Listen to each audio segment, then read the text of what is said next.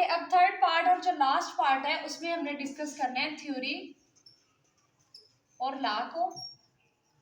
उसके अलावा जो टॉपिक है हमारा वो है डेटा ऑर्गेनाइजेशन।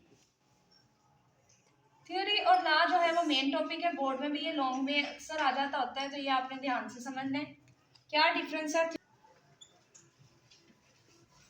जब कोई भी बेटा हाइपोथेसिस है उसके जो बार बार एक्सपेरिमेंट्स करने के बाद भी रिजल्ट जो है वो बिल्कुल एक्यूरेट आए, बिल्कुल ठीक आए, तो वो उसे आप क्या बोलेंगे कि ये थ्योरी बन गई है।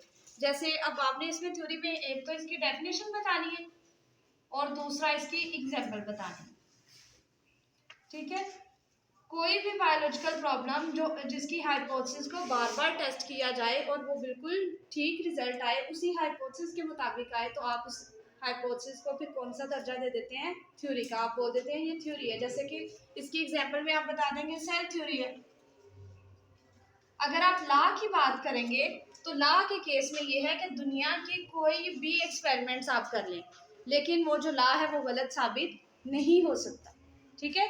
लॉ को थ्योरी में भी टाइम के साथ थोड़ी सी चेंजेस करनी पड़ जाए, लेकिन लॉ जो होता है वो बिल्कुल चेंज नहीं होता, वो वैसे ही होता है, ठीक है। अब इसी वजह से बायोलॉजी में बहुत कम लॉ है। बायो में दो ही लॉ आते हैं, मेंडल के लॉ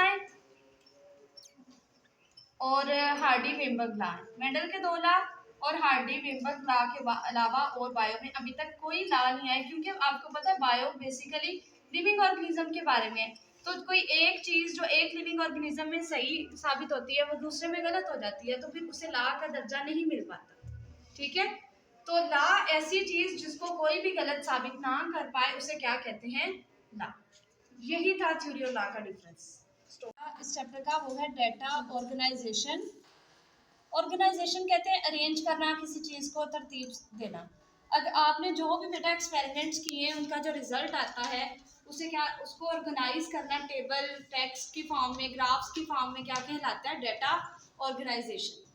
नेक्स्ट जो टॉपिक है वो है डेटा एनालिसिस।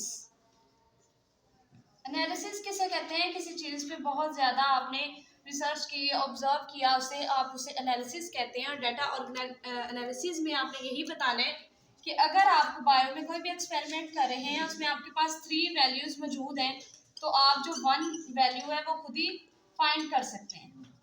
फॉर एग्जाम्पल इसमें वो कैसे फाइंड कर सकते हैं? उसमें आपके पास रेशियोज को आप यूज कर सकते हैं, उसके अलावा प्रोपोर्शन को यूज करके आप जो 4th वैल्यू है वो फाइंड, ठीक है।